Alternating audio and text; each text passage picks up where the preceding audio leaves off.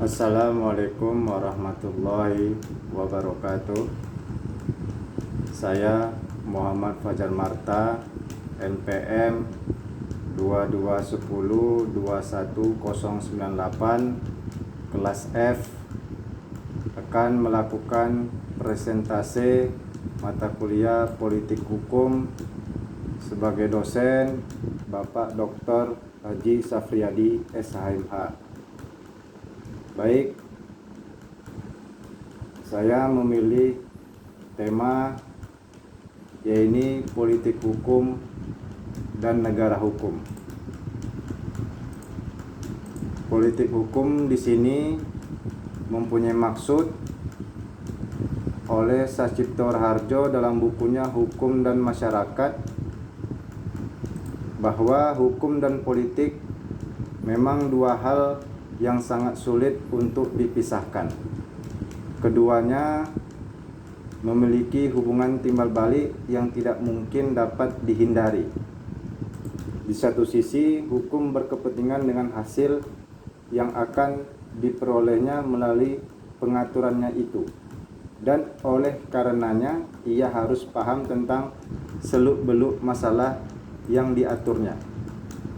Sedangkan di sisi lain, ia juga harus menyadari bahwa faktor-faktor dan kekuatan-kekuatan di luar hukum akan memberikan beban pengaruhnya pula terhadap hukum serta proses bekerjanya. Lebih rinci lagi, penjelasan oleh Mahfud MD mengenai politik hukum dalam bukunya Politik Hukum di Indonesia. Politik hukum di sini adalah legal policy atau garis kebijakan resmi tentang hukum yang akan diberlakukan, baik dengan perbuatan hukum baru maupun dengan penggantian hukum yang lama, dalam rangka tentunya mencapai tujuan negara.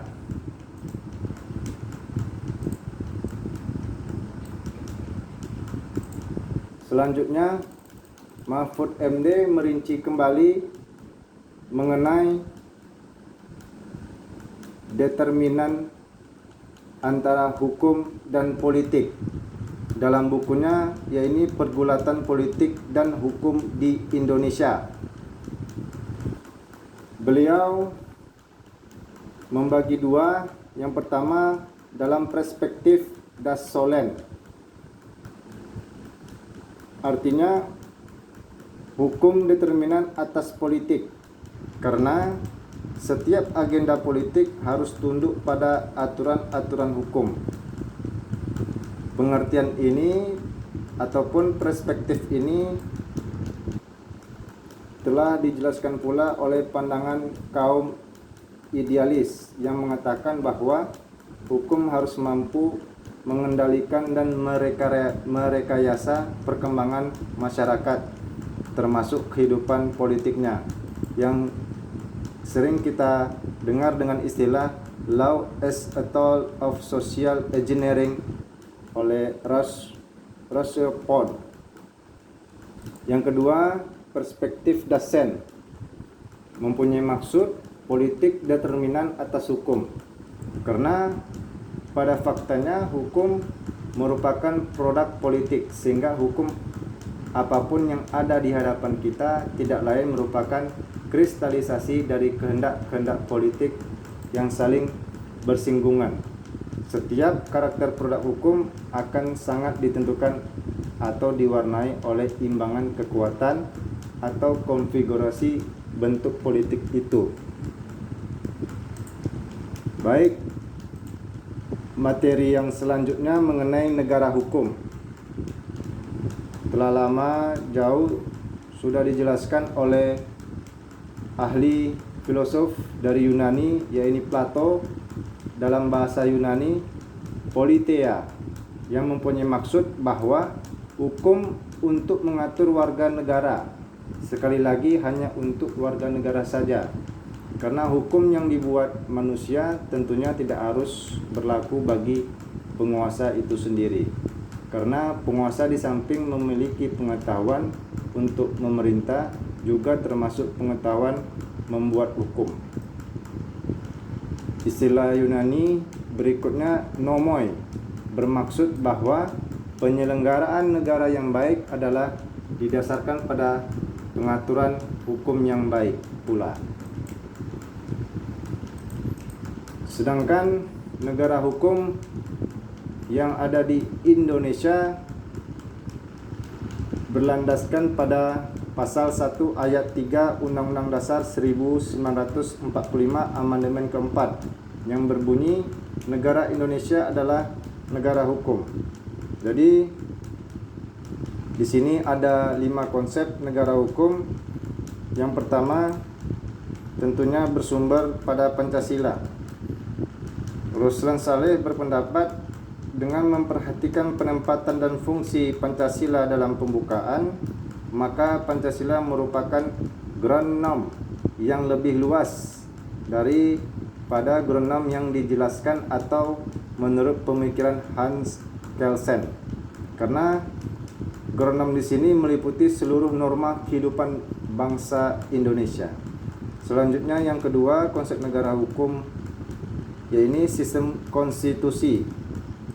Mempunyai maksud pemerintah berdasar atas sistem konstitusi atau sistem hukum dasar secara formal ditentukan dalam Undang-Undang Dasar atau hukum dasar tertulis, dan apabila ditelusuri dalam Undang-Undang Dasar 1945 maka akan ditemukan sejumlah ketentuan susunan dan kedudukan pemerintah, hak dan kewajiban pemerintah, dan pengawasan terhadap pemerintah.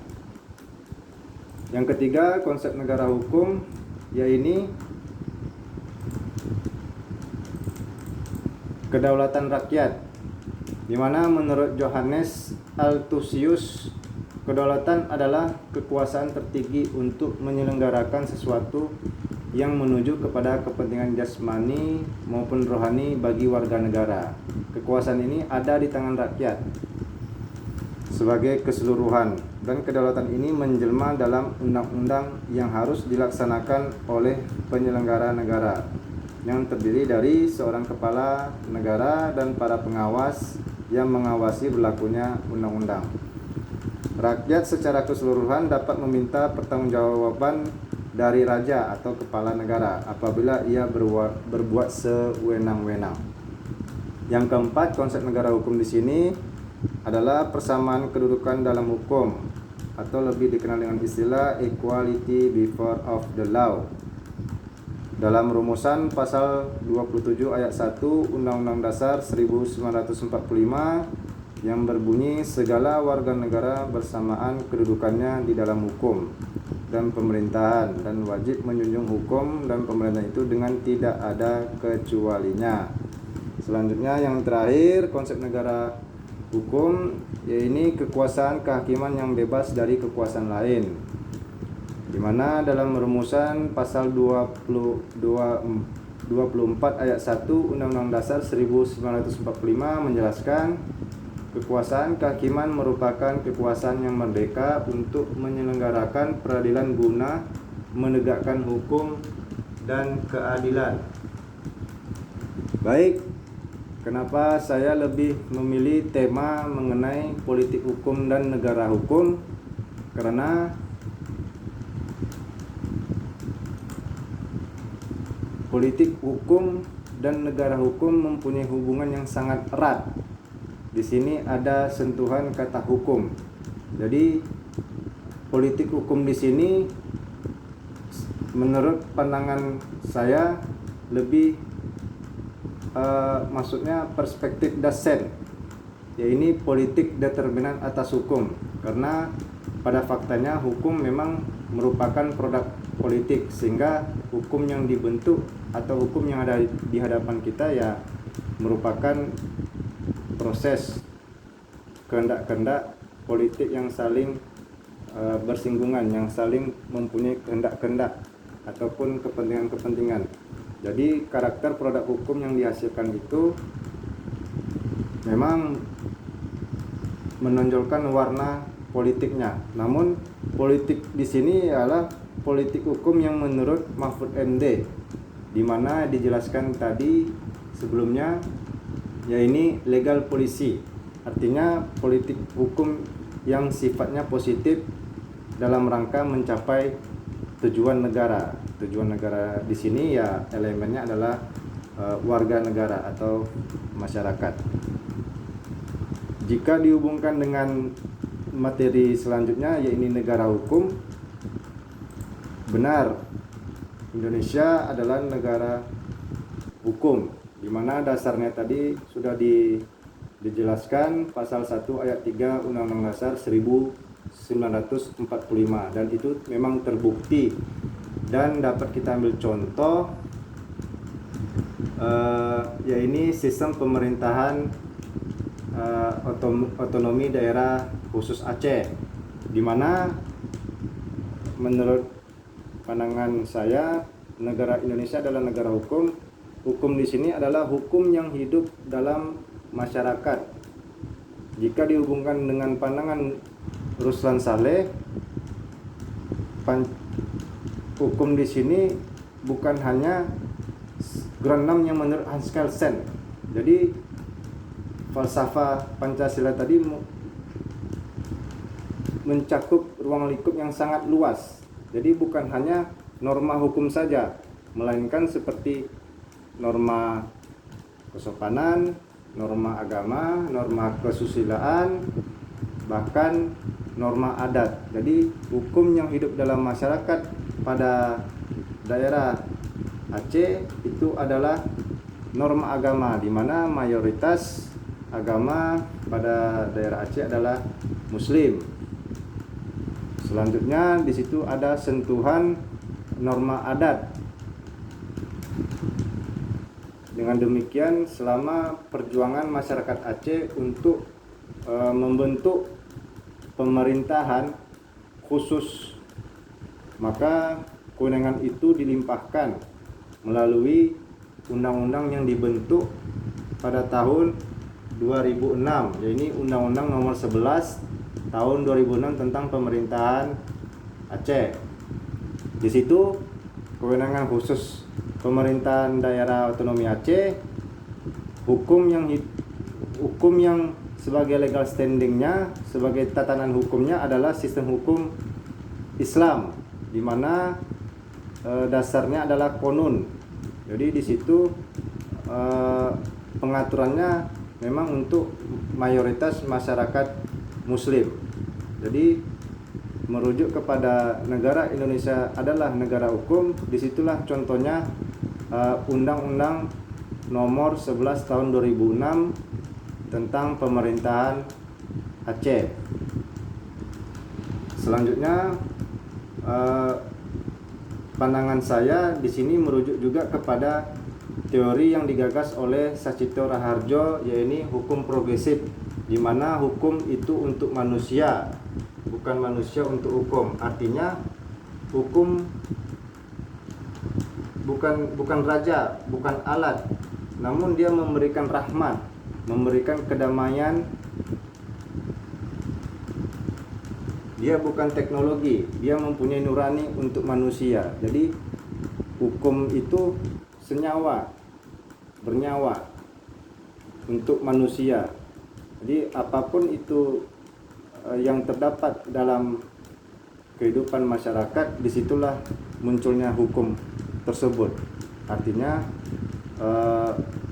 itu merujuk kepada pasal 1 ayat 3 Undang-Undang Dasar 1945. Oleh karena itu, saya lebih memilih tema politik hukum dan negara hukum. Baik, sekian presentasi saya, Muhammad Fajar Marta. Apabila terdapat kekurangan dan kekhilafan dalam pemaparan, lebih kurang mohon maaf, dan saya berharap arahan, masukan, pencerahan dari Bapak Dr. Haji Safriadi SH.MH. Sekian, terima kasih. Saya tutup. Wabillahi taufiq wal hidayah. Assalamualaikum warahmatullahi wabarakatuh.